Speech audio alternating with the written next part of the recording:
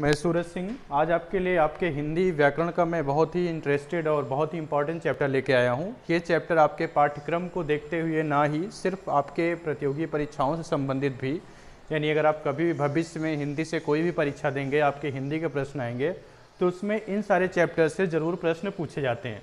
जैसे आपका संधि और समास व्याकरण का सबसे इम्पॉर्टेंट चैप्टर है और इससे अधिकांशतः सारी क्लास में, सारी प्रतियोगी परीक्षाओं में हर एक जगह इससे प्रश्न पूछे जाते हैं।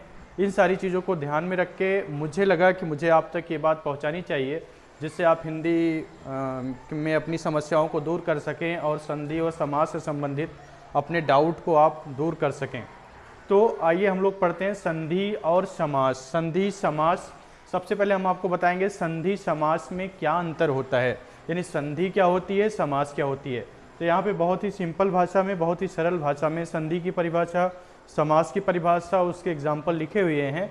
इसको हम क्रमशः आपको समझा रहे हैं, आप लोग इसको ध्यान से देखना, इस वीडियो को लास्ट तक देखना जिससे आप तक मैं अपनी बात को पहुंचा सकूं और आप संधि और समास से लाभ प्राप्त कर सकें। तो सबसे पहले हम बात करें संधि की।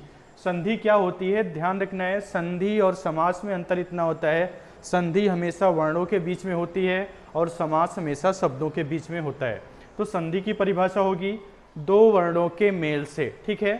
दो वर्णों के मेल से जब एक नया वर्ण आदेश होता है, यानी नया वर्ण बनता है, जैसे दो वर्ण को मिलाए तब एक नया वर्ण बनेगा, तो ऐसी दशा में संधि होती है, ठीक है। तो परिभाषा में हम लिखेंगे जब दो वर्णों के मेल से एक नया वर्ण आदेश होता है तो उसे हम संधि कहते हैं। दो वर्ण से अभिप्राय आप स्वर व्यंजन कोई भी वर्ण हो सकता है, ठीक है। आदेश कुछ भी हो सकता है, वो सूत्र अलग अलग, संधि के अलग अलग सूत्र हैं, अलग अलग आदेश हो रहे। जैसे यहाँ पे देखिए दीर्घ संधि में आ प्लस आ बराबर बड़ा आ, यहाँ पे देखिए दो आ है, दो वर्ण है, हमने कहा था दो वर्णों के मेल से, यानी दो वर्ण, पहला वाला ह्रस्व आ है, दूसरा दीर्घ आ है, उसके स्थान पे एक नया वर्ण आदेश हुआ बड़ा आ, ठीक है।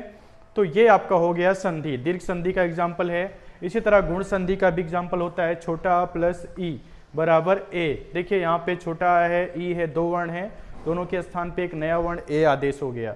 इसी तरह आ प्लस उ बराबर ओ, यहाँ भी देखिए छोटा आ है, उ है, दोनों के स्थान पे एक नया वर्ण ओ आदेश हो गया। तो इस तरह से ये आपका संधि हो गया, संधि की परिभाषा हो गई।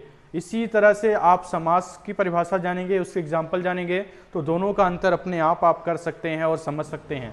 तो समास में क्या होता है, समास होता है दो या दो से अधिक शब्दों को, यानी दो पद हों या दो से अधिक पद हों, दो से अधिक शब्द हों, उनको मिलाकर जब हम एक नए संक्षिप्त शब्द का निर्माण करते हैं, ठीक है। दो या दो से अधिक शब्दों को मिलाकर जब एक नए संक्षिप्त शब्द का निर्माण होता है तो उसे हम समास कहते हैं। जैसे एग्जाम्पल के लिए यहाँ पे लिखा है राजा का पुत्र, यहाँ पे देखिए तीन पद हैं, राजा का पुत्र, इसको हमने संक्षेप किया, छोटा किया, एक नया पद बना लिया राजपुत्र, तो ये आपका हो गया समास, षष्ठी तत्पुरुष समास हो जाएगा इसमें।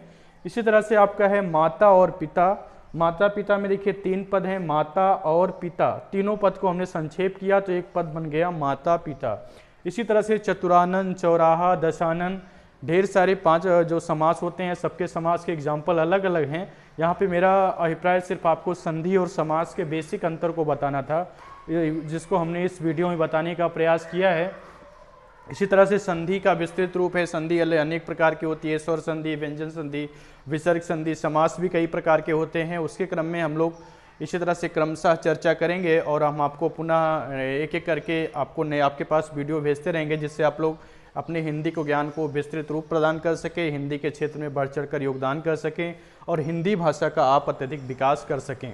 तो मेरा आज का पर्पज़ सिर्फ दो विषय पे था, संधि और समास में अंतर, जो कि हमने यहाँ पे आपको बता दिया है। मुझे उम्मीद है आप सभी को समझ में भी आया होगा। आप सभी से मेरा रिक्वेस्ट है कि अगर आप लोग इस चैनल पर नए हैं तो इस चैनल को सब्सक्राइब करें और लाइक करें, अपने दोस्तों तक को ज़्यादा से ज़्यादा शेयर करें जिससे वो संधि और समास से लाभ प्राप्त कर सकें और हिंदी भाषा का विस्तार कर सकें, हम सब लोग मिलकर हिंदी का विकास कर सकें। बस आज का वीडियो यही तक था, धन्यवाद।